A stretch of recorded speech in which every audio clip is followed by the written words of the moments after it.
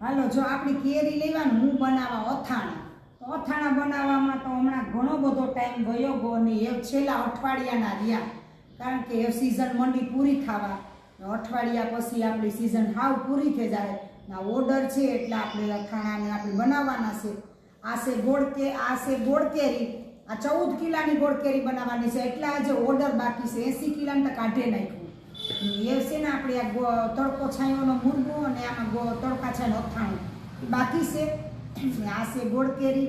એટલે હવે અઠવાડિયું છેલ્લું છે. ઘણા બધા ઓર્ડર પણ છે અને હજી પણ કોઈને આ 2-3 દિવસમાં કોઈને ઓર્ડર આપવા હોય તો તાત્કાલિક આમાં નંબર આપેલા છે ને તાત્કાલિક ઓર્ડર આપો. ઓર્ડર પછી બીજે દીએ અથાણું જરૂર લઈ જજો.